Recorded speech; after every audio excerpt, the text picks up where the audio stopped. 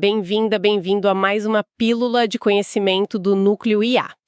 Hoje a gente vai mergulhar num assunto que, olha, tá ganhando muita força: inteligência artificial agêntica. Isso aí. E não é só mais um chatbot esperto, não. A gente está falando de sistemas de IA que pensam, planejam e, mais importante, agem sozinhos para alcançar objetivos. Exato. Demos uma olhada em artigos, pesquisas, guias pré-executivos, guias técnicos, e a mensagem é clara: isso está começando a mudar o jogo nos negócios. Com certeza. E para quem está na gestão de projetos, né, entender essa tecnologia não é papo para o futuro, não. É sobre como os projetos vão ser tocados, executados, entregues. Talvez agora mesmo. Vamos tentar desempacotar isso? Uma ótima hora para falar disso. A IA agêntica é tipo assim, a próxima fronteira da IA. A gente sai daqueles assistentes que só reagem, sabe? Para sistemas que são quase como colegas de trabalho virtuais, só que proativos. Eles pegam uma meta, entendem o contexto todo, tomam decisões ali passo a passo e agem para entregar o resultado. O guia do executivo que a gente viu, ele deixa isso bem claro. Essa capacidade proativa. Interessante. E como é que funciona essa mágica por trás? Quais são as peças desse quebra-cabeça? Boa pergunta. Mágica não é, né? Mas a arquitetura é bem interessante. O material do Google, o Agents Companion, detalha bem. São, digamos, 3 pilares principais. O modelo. O cérebro da coisa. Isso, o cérebro. Geralmente um modelo de linguagem grande, um LLM, pensa nos motores tipo do ChatGPT, que entendem e geram texto, só que aqui o foco é tomar decisões, planejar. Ok, o cérebro pensante. E os outros dois? Aí vem as ferramentas. São as mãos do agente, vamos dizer assim. Podem ser APIs, para conectar com outros programas, acesso a banco de dados ou até a capacidade de escrever e rodar um código. Ah, para poder fazer coisas no mundo real. Ou digital, né? Exatamente. É o que permite ação concreta. E por último, mas não menos importante, a memória. Fundamental para ele não ser só um sistema que esquece tudo a cada interação. Para ter contexto, né? Isso, para lembrar do que já foi feito, manter o fio da meada numa tarefa longa e, claro, aprender com o tempo. Entendi. Modelo, ferramentas e memória. E aí, juntando tudo isso, eles conseguem pegar um objetivo maior, quebrar em pedacinhos, usar as ferramentas para executar cada passo, é isso? Perfeito.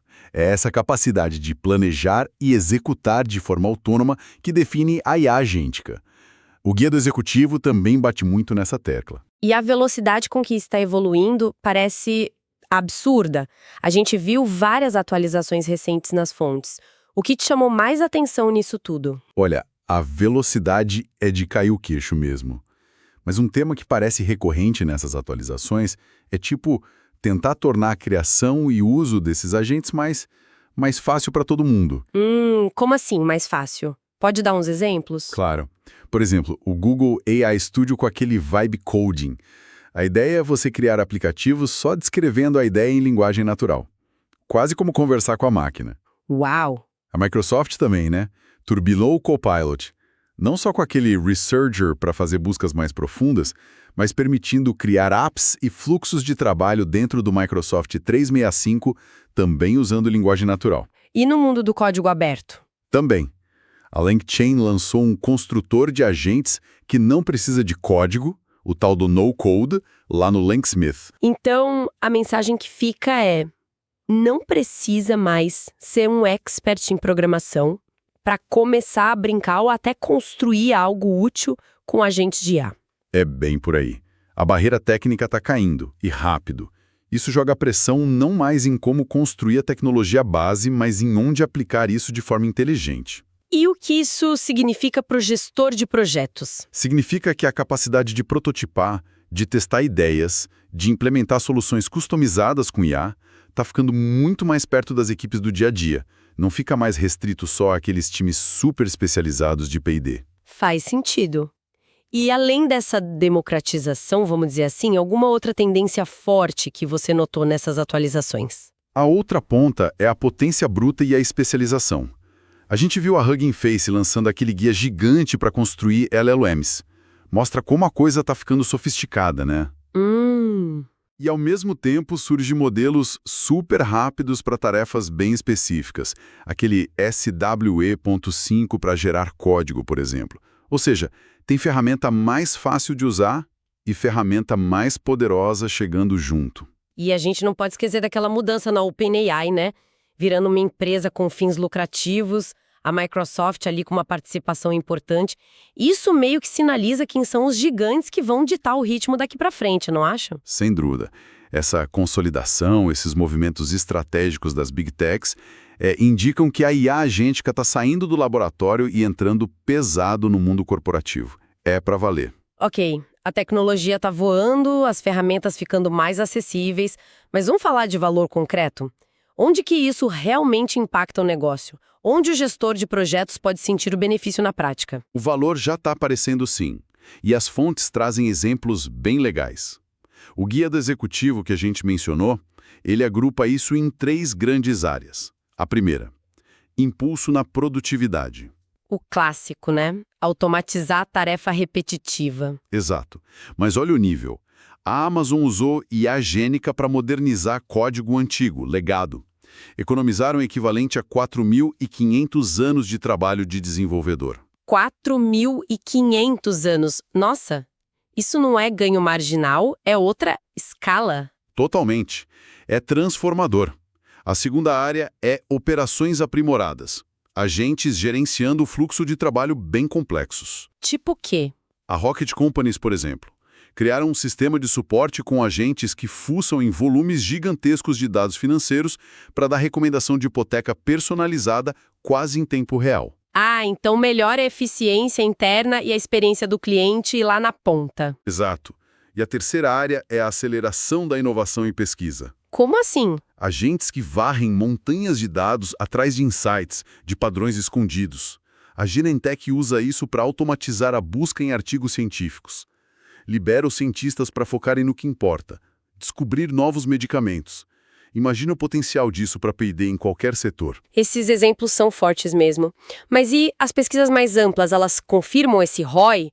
Porque às vezes a gente vê um caso de sucesso aqui, outro ali, mas será que isso está se generalizando? Sim, os dados agregados também apontam nessa direção. Uma pesquisa da EY mostrou que, dos líderes sêniores que já investem em IA, 97% disseram que veem ROI positivo. 97%? É muita gente. Muita gente. E outro estudo, esse mais focado em serviços financeiros, mas que tem lições para todo mundo, destacou ROI bem claro em áreas como atendimento ao cliente, marketing, finanças, onde os agentes estão sendo usados. E a produtividade? Aquela promessa de fazer mais com menos. Também aparece forte, 76% reportaram melhoria. E olha que interessante, para mais de 1/3 deles, a produtividade dos funcionários pelo menos dobrou com a GenAI. Dobrou? Isso muda a conversa sobre justificar projetos de IA, né? Dá para pensar em métricas de sucesso diferentes, talvez otimizar recursos de um jeito que antes era impensável. Com certeza. O potencial para mexer em cronograma, em orçamento, é real. Se for bem implementado, claro. Implementado, chegamos na parte espinhosa, imagino, porque apesar desse potencial todo, as fontes também mostram que a adoção em larga escala ainda está engatinhando, certo? Qual que é a foto real nas empresas hoje? Você tocou no ponto central. Existe um vale entre o hype e a realidade da implementação. A pesquisa State of AI da McKinsey é bem direta nisso. A maioria das empresas ainda está naquela fase de experimentar, de fazer um piloto aqui, outro ali. Pouca gente botou para rodar de verdade, integrado no dia a dia. Exato. Pouquíssimas integraram a IA agêntica de forma profunda nos processos principais. E tem número para isso? Quão pouquíssimas? Tem sim.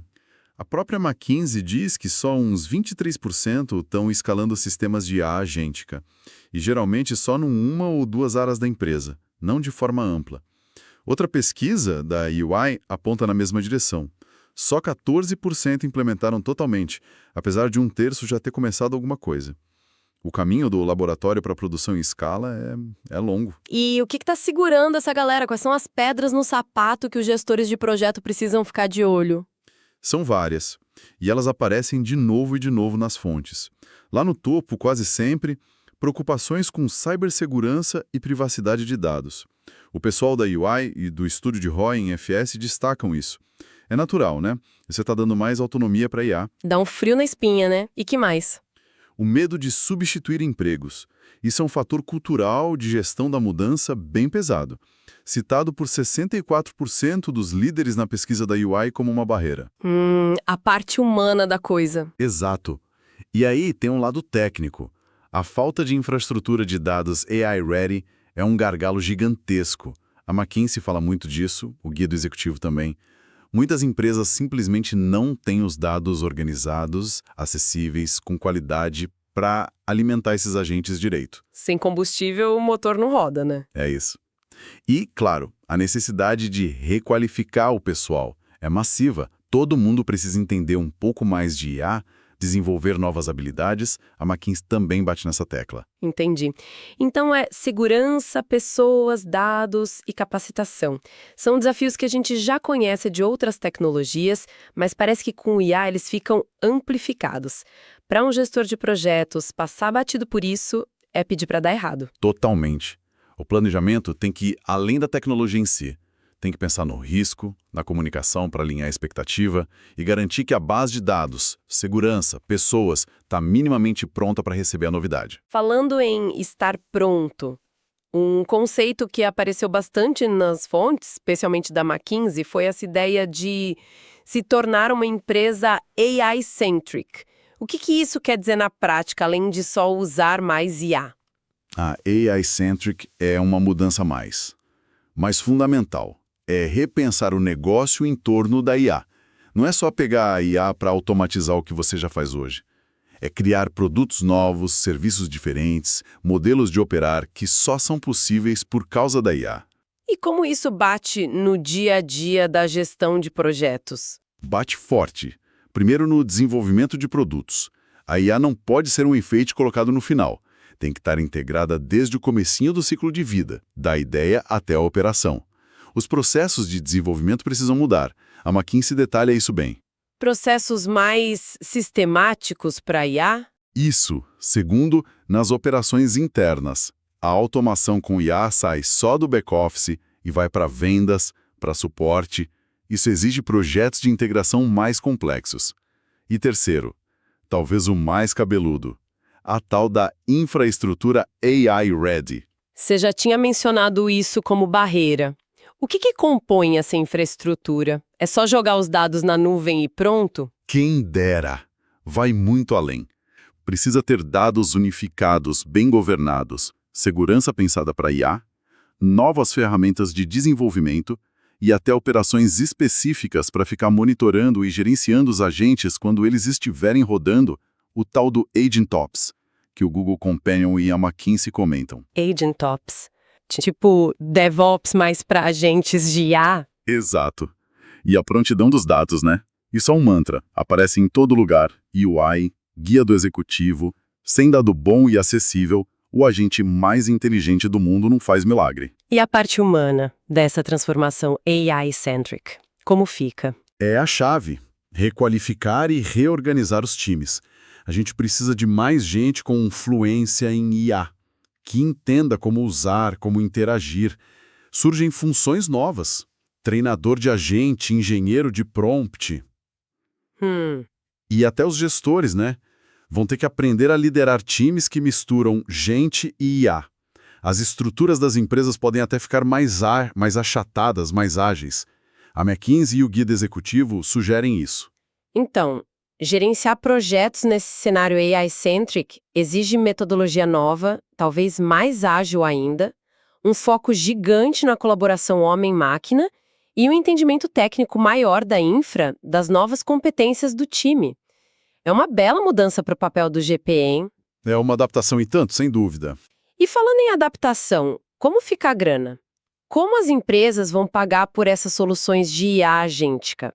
Aquele modelo tradicional de licença por usuário parece que não encaixa muito bem se a ideia é ter agentes trabalhando sozinhos, né? Perfeito. As fontes, principalmente aquele relatório da BCG sobre precificação e o artigo da McKinsey, confirmam essa virada.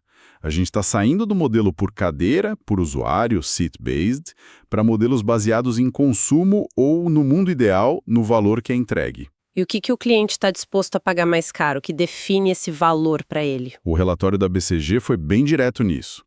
O valor que o cliente percebe está na expertise, tipo, o agente usa dados únicos daquele setor, ou tem um conhecimento muito específico, e na execução completa da tarefa. Resolver o problema ponta a ponta. Ah, não só automatizar um pedacinho do trabalho que qualquer um faria. Exato. Pagar extra por uma funcionalidade que vira commodity rápido não é tão atrativo. O cliente quer pagar pela solução do problema dele. Faz todo sentido. E quais são os modelos de preço que estão pintando na área, então? A BCG mapeou alguns principais. Olha só. Primeiro, baseado em uso, recursos. Tipo nuvem. Paga pelo que consome de processamento, tokens. Flexível, mas o custo pode variar muito. Imprevisível. Uhum. Segundo, baseado em agente. Você compra ou assina um agente específico. Quero agente de pesquisa. Previsível, mas nem sempre um agente substitui 100% um humano. Tem aquele rumor do agente da OpenAI custando uma fortuna por mês, né? Pois é. Terceiro, baseado em uso, interações. Paga por cada ação que o agente faz, ou cada resultado que ele gera. Tenta alinhar um pouco melhor o custo com a atividade real. Ok. Quarto, baseado em resultado, tarefas concluídas. Paga quando o agente entrega um trabalho definido. Esse é legal na teoria, mas definir e medir o concluído pode ser bem complicado na prática. Imagino. E o último? O quinto é o baseado em resultado financeiro. Paga por impacto no negócio. Aumentou a receita, reduziu o custo, aí você paga. É o mais alinhado ao valor para o cliente, mas é o mais difícil de medir e de provar que foi o agente que causou aquele resultado. Nossa, parece que não tem bala de prata ainda, né? Qual que é a aposta para o curto prazo, que a gente deve ver mais por aí? A expectativa da BCG é que a gente veja muitos modelos híbridos. Talvez uma mistura ali, uma assinatura básica do agente, mais um pagamento por tarefa concluída, por exemplo. Entendi. Para os gestores de projeto, entender essas opções é fundamental para conseguir fazer orçamento, para analisar o ROI, para negociar com o fornecedor. Não dá mais para pensar só no custo da licença e pronto. Com certeza. E com todo esse poder, toda essa autonomia que a gente está dando para os agentes, a questão da responsabilidade fica ainda mais crítica. Como é que a gente está lidando com a tal da IA responsável na prática? Aqui tem um puxão de orelha importante que vem das fontes. Aquele playbook do Fórum Econômico Mundial, o IFE, mostra um gap gigantesco. Menos de 1% das empresas que eles pesquisaram realmente colocaram em prática, operacionalizaram mesmo as práticas de IA responsável. Menos de 1%? Nossa, isso é quase nada. O que significa operacionalizar nesse caso? Não é só ter um documento bonito na gaveta. Exatamente. É ter processo rodando, ferramenta sendo usada, gente responsável e claramente definida para garantir que a IA seja usada de forma ética, justa, transparente, segura. Não só um discurso bonito ou um monte de princípio no papel. Então, para o gestor de projeto que está tocando uma iniciativa de IA, isso não pode ser um item secundário ali no checklist. De jeito nenhum. Tem que ser central, desde o começo. O playbook do F dá umas dicas práticas bem boas. Pontos-chave. Ter liderança clara para a governança de IA na empresa. Ter uma gestão de riscos que seja sistemática, que olhe o sistema todo e que seja adaptada para o contexto específico daquele uso. E no designer da solução? Incorporar design responsável desde a concepção. Pensar nos possíveis impactos negativos lá no início. Garantir transparência sobre como a IA funciona e o que ela faz. Ter um plano para quando der problema, uma resposta a incidentes. Usar a própria tecnologia para monitorar se a IA está se comportando como esperado. E, muito importante, investir na alfabetização em IA de todo mundo na organização. E a questão do controle humano, onde que ela entra nisso tudo? É crucial. A gente já falou que privacidade e segurança são as maiores preocupações, né? Sim, apareceu várias vezes. E a necessidade de manter um humano no laço, ou seja, garantir que uma pessoa revise, aprove ou possa intervir nas decisões da IA, é outro ponto que várias fontes martelam. Google Companion, o estudo de ROI em FS, a McKinsey. Principalmente para coisas mais críticas ou subjetivas, imagino. Exatamente. Tarefas que exigem julgamento, que têm um impacto grande. A supervisão humana ainda é indispensável para validar, para garantir que não está saindo nenhuma barbaridade dali. Ignorar isso é um risco gigantesco para o projeto e para a empresa. Entendido. IA responsável e supervisão humana. Inegociáveis. Agora, olhando um pouquinho para frente, para o horizonte, o que vem depois? Para onde essa IA agêntica está caminhando? Duas tendências me pareceram bem fortes nas fontes, principalmente naquele material do Google Agents Companion. A primeira é a ascensão dos sistemas multi-agentes. Vários agentes trabalhando juntos. Isso. Em vez de ter um agente faz tudo, a ideia é ter uma equipe de agentes, cada um especialista numa coisa. Tipo um time de projeto virtual mesmo. Quase isso. Pensa num agente que é craque em analisar dados, outro que é bom em se comunicar com o usuário, um terceiro que executa tarefas específicas no sistema X, e todos colaborando. E qual as vantagens disso? Pode trazer mais precisão, mais eficiência, cada um focado no que faz melhor. Tem até diferentes jeitos de organizar essa colaboração. Um manda no outro, hierárquico, eles conversam de igual para igual, peer-to-peer. A gente já vê exemplos disso em carros, né? Um agente para navegação, outro para o som, outro para o diagnóstico. Interessante. E a segunda tendência forte? É o que estão chamando de Agentic RAG.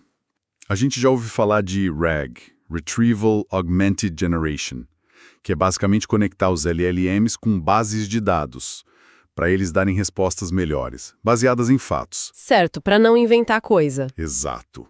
O Agentic RAG leva isso para outro nível.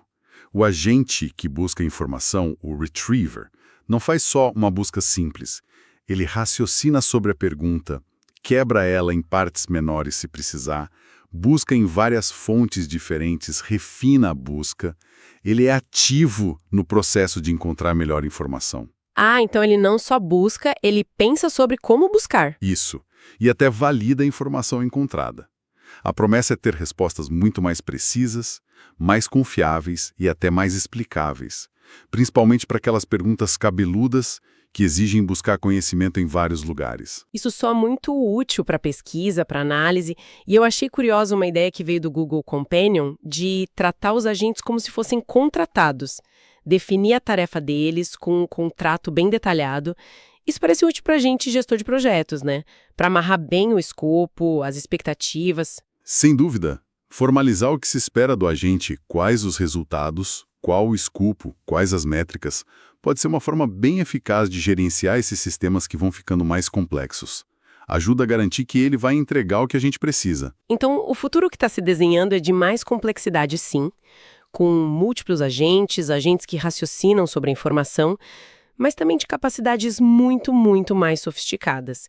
E isso vai exigir da gente, na gestão de projetos, novas formas de definir o trabalho, de gerenciar essa execução que mistura gente e IA e de avaliar os resultados desses sistemas cada vez mais autônomos. É uma ótima síntese. Recapitulando rapidinho para quem está na gestão de projetos e ouviu a gente até aqui. A IA agência não é mais ficção científica. Já está impactando e vai impactar cada vez mais. O potencial para mudar produtividade, operações e inovação é gigantesco. Mas a chave para destravar esse valor está no planejamento estratégico, em focar no valor real para o negócio e principalmente em ter uma base muito sólida de governança e de IA responsável. O grande desafio agora é conseguir sair dos experimentos e escalar isso de forma segura e que traga resultado de verdade. Perfeito. E para a gente fechar, fica aqui uma reflexão para o nosso ouvinte pensar depois. Além de só automatizar as tarefas que a gente já faz hoje, como é que essa capacidade de ter colegas de IA autônomos pode mudar a própria essência do papel do gestor de projetos? Será que o nosso foco vai sair tanto da execução da tarefa e ir mais para orquestrar essa dança entre humanos e agentes de IA buscando objetivos cada vez mais ambiciosos? Fica aí a pergunta para a gente matutar.